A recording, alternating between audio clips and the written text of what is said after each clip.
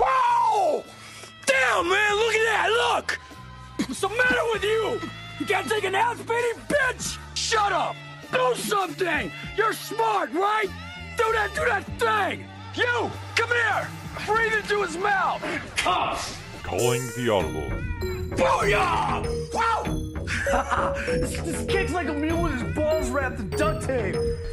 With Peas Dillery. Tight, yeah! And George Michael Collector. Starts now. Clean the manure out from between your ears. What did you do that for? Shut up!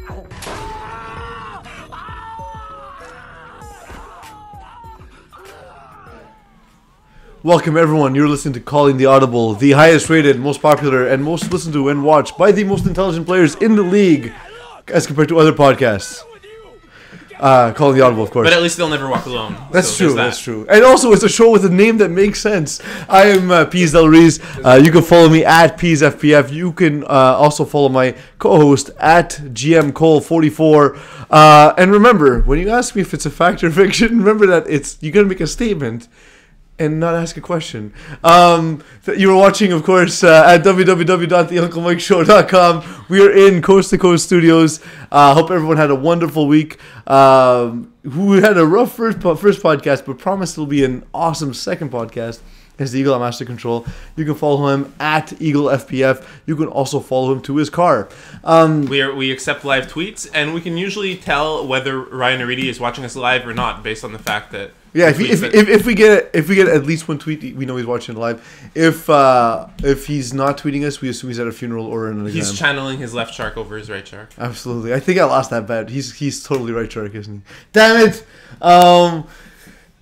Team that's screaming damn it after not having their starting quarterback this week was Brotherhood, losing the Bearskins 26-6. This would have been an interesting matchup, I thought, if Gianni Settino would have been around. He won't be around for the rest of the season. It's what I heard. Do you know? Gianni's taking a job in NYC, which will hence make him unavailable to throw. Mo has his hand up. Actually, he posted on Facebook that he got deported back. His paperwork wasn't in order, and then they drove him back. He wasn't deported. He said deported back. So, do people get deported into the United States? Can we get deported to the United States? That'd be awesome, because our weather's terrible. That being said, with the deportation of Gianni Settino, how do Brotherhood's chances look heading forward? I think right now, if you look at this game right now, they brought in Dimitri Sinodinos, who's a solid tackle QB. They have the addition of Jamie Harry as well, player on TMT in Division 2. You could tell their tackle relationship was apparent. 5 receptions, 58 yards, 1 touchdown. But on this Brotherhood team, where Omar Jackson and Jamal Gittins are combined for 5 receptions, that's not enough to win games. You have 2 solid top-end talent in Division 3. You have very capable game breakers, and they're not being used. And so long as they're not being used and Dimitri's not finding that connection with them, they're not going to win. I agree. And as for the Bearskins, I had a feeling heading into the season, this is a team that could be had if they faced a group of athletes that were on par or better than they were. They wouldn't be good enough to win a game schematically. I'm gonna have to disagree with you on this one. And I was gonna say, it's becoming apparent that I'm wrong about that. Bearskins have a dark horse defense. They're very, very good. They're utilizing players in different positions that you're not used to hearing. Jacob Peterson at rush, which is something DK pioneered back in championship run of 2013. So you pioneered using a really fast guy as a rusher. Yes, I put a really fast guy at rusher. You're a genius that way. But a player who had never played rusher before, fit in very well. Resurrecting J.M. LaPlante to play defense, who's been stellar for them. A very under-the-radar pickup, despite the fact that he's a former Division II champion, hasn't played in the league. Just the pairing as well, having Bertoldi, having Alexander Papic, Ettinson, Kevin Lidman. This team is very, very well built. Essentially, it's on the hands of Neil Ettinson. I'd like to see him throw fewer interceptions in his game. He went 4 touchdowns, 2 interceptions this game, but it was still enough to get the job done. I think that so long as the TD to INT ratio is still positive, they're going to keep winning. Fair. Brotherhood faced BD Manance, the Regiment, and Genie 3D in the last 3 games. Do we see them put in a couple of wins together to make the playoffs. Without a doubt. Okay. I think so long as the chemistry is there, they have very, very winnable games. We'll touch upon BD Bandits' game this week, which I found was cause for concern. We'll touch on that a little bit more, but these are games that can go either way, especially considering the talent that is on the Brotherhood right now. And I can see where you're coming from. I still think the three tough matchups and that BD Bandits are never an easy win. The Regiment's a team that's getting better each week. And so are Genie 3D. Now that they've had a quarterback, if somewhat controversial, for reasons I won't specify in this podcast, but it's awesome. Lassos beats Los Luchadors in somewhat of an awesome rebirth in this game. And I did quite a bit of covering in my article that should be posted before I head to Toronto in a few hours, early tomorrow morning. So what we see here is Ben Leger taking the snaps at quarterback. Yeah, both teams had their backup quarterbacks handy. Yeah. That being said, having Ben Leger as a backup quarterback, not a horrible option, right? Absolutely. Former Division 2, I think it was winter 2009, he threw for the Homo Sapiens. Former Div 2 team, they did very, very well. He's a great player, plays on Fantôme Outdoors. Lassos, from top to bottom, have been a bit of an enigma. They've jumped from Division 4 to Division 3, but have been very questionable. I think Ben Leger, despite going 8 for 18, Vince Nardone, kind of same thing, going 15 for 33. They both got the job done without interception. So I think it shows that they're still rusty at the pivot position, but we're still able to keep the ball out of the opposition's hands, which are two very, very good defenses. So that's still testament to them. Fair. We see the return of Philip Trudell for Lassos. I was saying about a couple weeks ago, I said, you know what, I think that's what's really affecting them. I never realized how big a part of a defense he was until now. He comes back. We see a huge adjustment in the second half, and Los Luchadors don't score any points in the second half. How big do you think his return is, and do you think it's going to be enough to get them to at least a sort of 500 record? I mean, it wouldn't be a 500 record because they have a tie, but close to. It's a favorable addition for sure. Trudell is the heart and soul of the team. He's a big presence on defense. He's very intimidating, knows the game, runs to the ball. I think he's definitely a prototype for any defender in Division 3 should follow. Doesn't miss tackles, is very, very fierce. Definitely an addition you want, especially when your team is struggling. You get that motivation. You get someone who really, really leads by example. True. My question as well. I mean, I know that Vince Nardone has quarterbacked in other leagues before, but I would say that maybe a more efficient use of what's gone on would have been having Jonathan Brown quarterback. I was confused by that as well because I said, okay, well, Jonathan Brown can quarterback in this division. I mean, Avi Yeyon would get 15 receptions, Absolutely. So that right there would be number one. But you not only do you lose a quarterback when Ed Shoshan is there, when Ed Shoshan is absent, you lose Vince Nardone at receiver. Mm-hmm. And Vince Nardone is a Division 1 caliber receiver. So you want all your cylinders firing. Being able to throw to Chris Rosen, being able to throw to Roshdi and to Nardone, John Brown would have had a field day, I think. I think so too. I don't think it was the best use of talent, and I like Vince, and obviously he had a good game in his own right.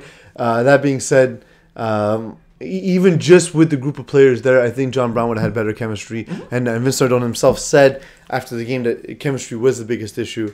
Heading back to Lassos real quick. Do you think they're the best bottom-dwelling team in their subdivision? Without a doubt.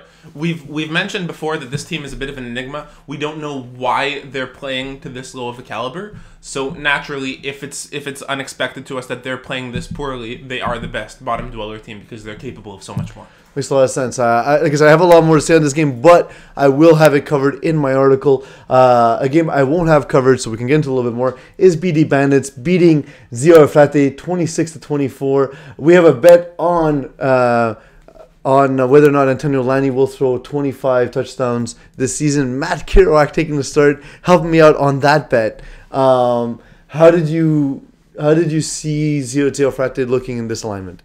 I don't think it's as much of how Zio Efrate looked and more about how BD Bandits looked. Okay. They barely... So what you're doing is not answering my question, asking yourself a question, and then answering Correct, it. Yes. I like Thank you for pointing You're it out to those rehosting the listening. show. I'm rehosting because I want to take this in a different direction right now. Cool, let's do it. Essentially, Zio Efrate played with 5 players.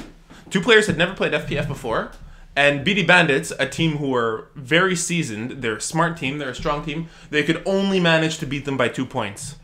This is huge cause for concern. That is surprising, You have especially we both considered BD Bandits to be a top tier team coming into the season. Without a doubt. No disrespect for Matt Kirouac. He's a rusher. He's a great receiver. But this is his first time quarterbacking. First game quarterbacking, a full game. Did admirably. But the fact that BD Bandits, a team that's so touted and respected for their defense, came up with 1 interception and only won by 2 points is ridiculous. I think that this is a team that's capable of a lot more than what they showed us here. Mark Belvedere, I said I liked a lot of him, what I saw last season. Last season we said Division 3 was the division with no quarterbacks. And Mark Belvedere really shined. He did one of those things last season. But that being said, now that we've seen the elevated talent at the quarterback position in Div 3, is Mark Belvedere what's holding BD Bandits back? It's hard because whenever we touch on this, we compare Mark. So you Belvedere said it's hard and Kelly. touch on this in the same sentence. I'm impressed. A lot of innuendos. Go ahead. The fallacy is phallic. I think it's difficult for us to make this comparison because we always go back to Scott Kelly and the success this team had with Scott Kelly there. He's a different type of quarterback. I'd like to see him stay in the pocket more because I think his biggest hindrance right now is that when he starts to roll out, you know he's not going to throw crossbody, and he's basically throwing either the underneath drag or the corner when he starts running towards the sidelines. I'd like to have him sit in the pocket a little bit more because that seems to be where most of his magic happens.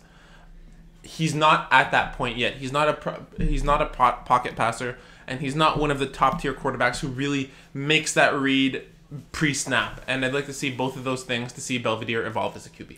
Absolutely. Just one little quick thing on Zero Fati before we move on. We see the notable absences of Marco Masiotra and Antonio Lani in this game, but yet they're as competitive, if not more competitive, than they've been in previous games. Is this a better alignment overall for the team? Absolutely not. Absolutely not. Okay. I think they're better the way they are. I think circumstances, BD Bandits playing down to the competition or not being the BD Bandits we expect to see, had a lot to play in this. Not to discredit Zuefrate, because I think that whether they have Marco and Antonio or not, they have capabilities of being a top tier team. I would put my stock in Antonio Lani over Matt Kirouac, but it's close. I think they need to choose one. But so long as they develop that chemistry and really work on either quarterback as a pivot, they can do damage. It's just not the same division as Division C. And I think that's what made them strong last spring in Division C, and that's what's hindering them right now.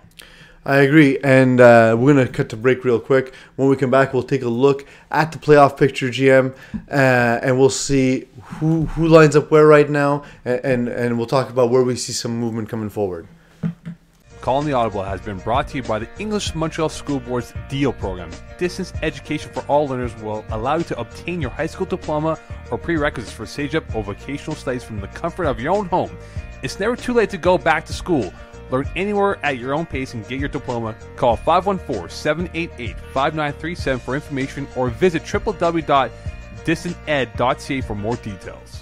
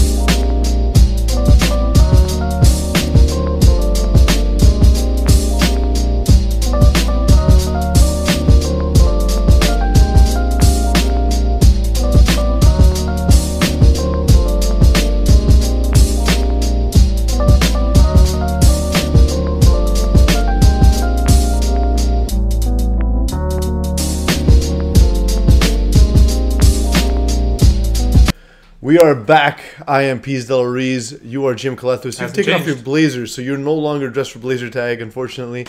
The Eagle at Master Control is in the house and actually kicking a little bit of ass in this podcast. I like making fun of him, so I'm going to stop giving him credit. You, of course, watching at www.theunclemikeshow.com. If the podcast get posted this week, you'll be able to catch them on iTunes, of course. Thanks for everyone who's listening and watching. That's what's called a backhanded compliment. There we go. It's a complisalt. Remember, you were watching us at Coast to Coast Studios at 9 o'clock tonight on the Sorry, Uncle Mike Ryan, Show. I can't respond to your texts. I'm doing a podcast right now. Maybe you should tweet the show instead. Tonight on the Uncle Mike Show at 9 o'clock, Shaq Finn will go round for round with Uncle Mike. And what I like about having boxers on the show is someone might get punched. That being said, we'll look at... about Mo Khan's quarterbacking techniques. I think it'll be more his boxing career that's the subject of conversation. Two teams that got punched out of the playoff rankings, and thank you, Eagle, for destroying my transition. I take back all the compliments. Genie 3D and Bye-bye. Zero Frate. Bye-bye. Thanks for joining in, but not good enough. There's still some games to be had though. So Yeah, and don't go it's too fun to far. play spoiler, right? So that'll be good times. As for the top of the division, we have Bearskins, Wild Boys, Predators, all clinching. I think if you're undefeated after 7 weeks, you expect to have clinched. Yeah, without right? it, yeah. Past our prime in Conference A, being at the 4 spot. Sorry, I'm just looking at Conference B and it's giving me a headache. Right? When we say it, you'll all know why. Oh yeah, it'll be fun. It'll be fun. We have past our prime with 10 points at the 4 spot, followed by Buddies, who are probably the best 5 seed in the history of FPF per division. Monstars right behind them, tied with the amount of points as well. And just a quick acknowledgement for Buddies. I say they're the best 5 seed just because the only teams they've lost to by less than a score in each game are undefeated teams in this division. Then we have OTF and BD Bandits rounding it out. Snatchers Brother, KGP Champs, Texas Bearmans, and Salid still alive. Ridiculous. Absolutely ridiculous. Solid. Speaking of ridiculous, in Conference B is headed by a team with a point differential of minus 37 as moves takes the 1 spot. What? Men of Mayhem at number 2, Dunn Regiment number 3. Heading into this season, I don't think these would be the 3 teams you would have picked to be the top of the standings. No. After 7 weeks, in any case, After 7 weeks, and Moose started the season 0-3. No, we only have 2 losses, so 0-3 would have 0-2, my mistake. We started at 1-2. We lost, win, loss. Sea Assassins at 4, Brocacion at 5. Represent Mokan. Absolutely, showing that I still remember the Weppel roots. 6 is VPC, 7 Prestige Worldwide, and 8 is Les Exist, who haven't had a quarterback in 3 weeks. They're the 8th spot. Coverage B is insane. We see Mongoose falling just outside of it with their loss this week. Man, Solid got put in the wrong conference. Wow. Lassos being there at 10. 11 is Le Bleu Branlard. Bengals, another team that's quarterbackless at the moment at 12. Followed by Los Luchadors, still Cray, and Rude Boys. So all the teams still alive. Yeah, no one has been mathematically eliminated. No one's been mathematically eliminated. Nobody has been has clinched. Conference B looks like a mess. I have a question, and I kind of don't want to hear your answer because it might affect my life negatively. Is Conference B just a sacrificial lamb for Conference A in the final? It's looking at it right now, considering that the undefeated teams all rest in Conference A right now, and they're very, very strong. It's not, but to me, it's not just the undefeated teams. Pastor Prime's playing well. Labor Days, like I said, they might even on any given week they might be the best team in Division 3 overall in terms of just overall skill and talent. And Monstars, again, a team that's playing a lot better than anyone expected. And then BD Bandits, if they get their stuff together, if they get it all figured out for the playoffs, they might be a disaster in playoffs. You know what I mean? They can come in and upset teams in the playoffs. So I think That is, if they do make it, because they are on the cusp right They now. are on the cusp. They are on the cusp. That being said, the teams that remain, that have a legitimate chance. Mm-hmm. Now, Snatchers play Texas Brandmans this week, so I think that'll do a lot to decide who has a chance. Snatchers are interesting in that they've lost the games that you've expected them to lose. They've also lost the games you've expected them to win. And they've won some other games, sometimes close, sometimes with a bigger margin. Week to week, you don't know what you're getting. I don't think that that's the case at all. I think that we consistently go in expecting Snatchers to do well, to play very strongly, and they just give away the game. I think a lot of their losses have really been where they've been on top and they've handed the game to their opponents. Whether it's been the game against Monstars, the game against Moose, where Peace is the greatest. It all varies. I feel like even the Génie 3D game, the 3 games that they've lost that were close were games that Snatchers manhandled their opposition and let them sneak back into the game for a while. Well, okay, they snuck out a win against the Bleu Blanc in the first week. Correct. They lose to Brocasian, which again is a game that you can debate that one. Either way, that's exactly. They beat Zero Flate in a game that I thought would be close, didn't end up close. They lose to Monstars, which just based on a higher level experience, you figure Snatchers would have been able to win that one. Beat up on still CRA, who've struggled all season, but then fine. The game against Moose and Génie 3D. That being said, although the games were won in last possession, I wouldn't say they manhandled the opponent in either game. In the fact that they created an opportunity to lose by allowing that game to be as close as it was. So it's not a situation where they manhandled. Essentially, they gave the game away. Yeah, the game away, but I wouldn't say they manhandled the opponent. I say it was a sort of like punch for punch, and then you snatch and make a mistake. So do you think that this is the kind of team they'll be the rest of the way through? That's just going to make that mistake to play them, or will they get rectified by the end of the season? If you ask Simon Dagenet, he knows the onus is on him right now. This team will. We also keep reminding him in every article and every podcast. But I think aside from looking at the Dragons, which are a whole different entity, looking at the Snatchers, Simo absolutely knows that the responsibility is on his shoulders. He knows he has to perform.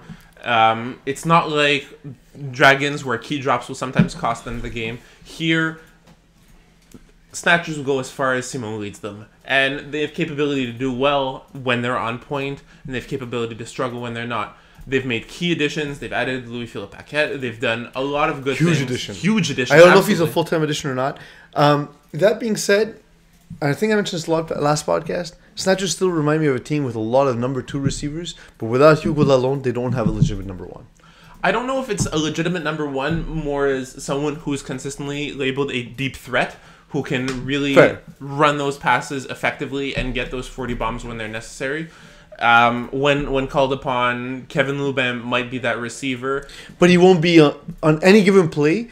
He doesn't. Kevin Lubin is a fantastic receiver and works well in open space, and he's more elusive than you can ever imagine. But he'll never give that 100%. That and you don't. He doesn't scare a defense in the same way Hugo alone. There aren't that many players in the league that can run with this guy. He's insanely fast. If we go back quickly, just to touch on the other teams, Brotherhood, I think, without having a solid answer at quarterback, you said you can see them sneaking in. I don't see that happening, although OTF and BD Bandits have struggled. KGP Champs starting to play a little bit better. I still don't think they have it figured out yet. Temporary addition of Liam Mahoney as well. Yeah, that'll help, obviously. Depends on if he stays or not. There was a depleted KGP Champs roster. Liam came in, had 6 receptions, 3 touchdowns. The ball was just aired out to him. Having Liam on the roster definitely helped Phil Cutler, especially since he is a look deep first type quarterback. But no, it's not true. It's not someone. It's not something you can count on. Not someone they can count on going into the playoffs. And it's not a style of play necessarily that you can count on when you're playing behind the 8 ball like they've been doing most of the season. I think honestly I can see Snatchers and Brotherhood moving up, but most likely I think OTF will fall out. I think BD Bands will slide up slightly and Snatchers will sneak in. What are your thoughts? I can see Snatchers sneaking in. I think that of the two right now, OTF and BD Bandits, it's on them. It's their playoff spot to lose right now. Snatchers can do it on any given Sunday, depending if you bring up their schedule Sunday or as well. Monday or Tuesday or Wednesday. Yeah, Sunday or Tuesday or Saturday. Snatchers, they look good, but like I said, the onus is. They have on a brutal Simon schedule Dagenet. though.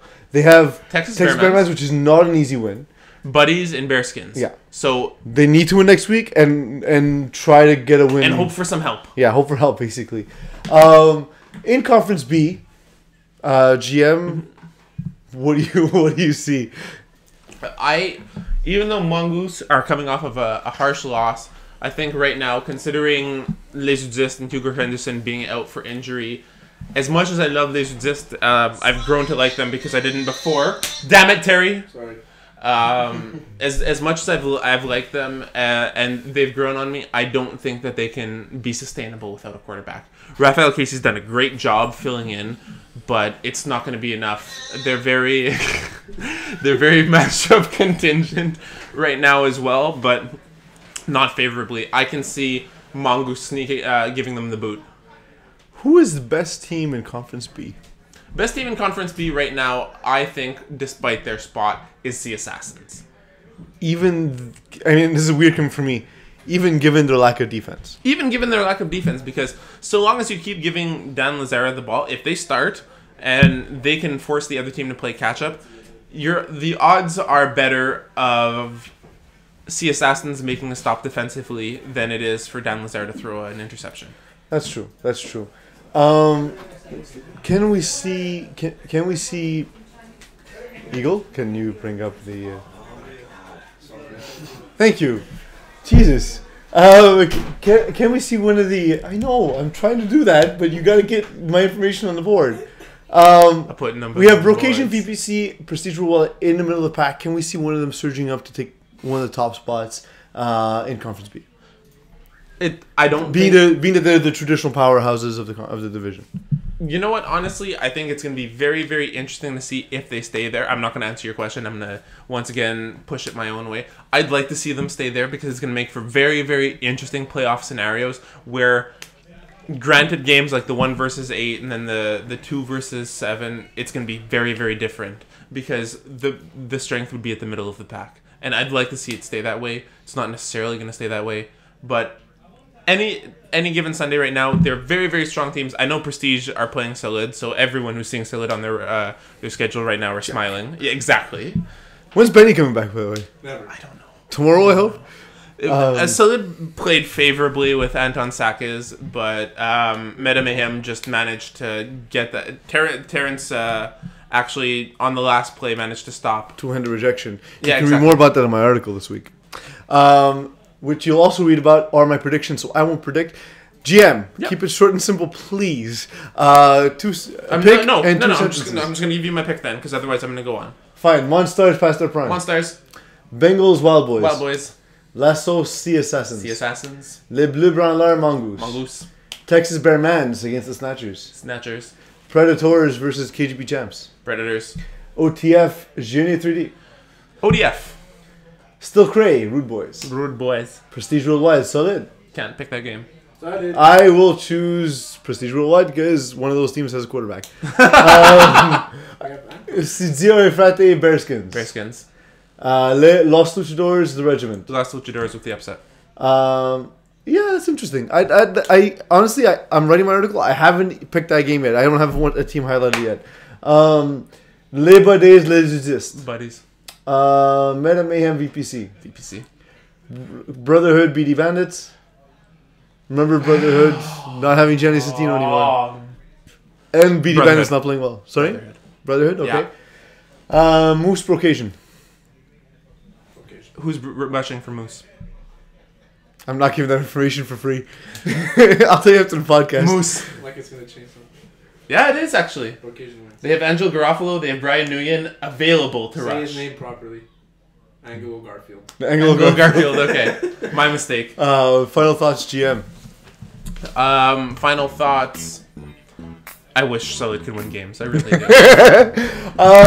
This week I'm going to go for one because, as usual, we are running over our time limit. Mostly because I hate Mokan. On a somewhat of a serious note, we had an incident this season. It actually happened in, correct me if I'm wrong, Jim, but it happened in Division 1? Yes. Correct. Okay, it happened in Division 1 game. The actual people are, it doesn't matter who it was. In fact, they're not even worth the time on the podcast for me to say the names of who was involved because the act itself was disgusting as it is. Punches were thrown. If I need to explain to you why it's wrong to punch someone in any context, then you're just one of those people who doesn't get it in life. So I just want to say for the rest of the FPF community, keep doing a great job, keep being classy. Thanks for the rest of you for not, when you do something wrong, not running to Facebook and saying, well, he did it first, like you're in kindergarten, because we're supposed to be grown-ass men. So I appreciate the rest of the community that really, the 95% of us that show up every week, put on a good show, make this league as amazing as it is. Thanks for making the league absolutely special, because it isn't the talent, it's the character of our players that makes this league better than any other league that exists in North America. You're here. Thank you, GM. Of course, you can follow GM at GMCole44. I am Pease Del Reese. Follow me at PeaseFPF. Thank you all, of course, for letting me be myself.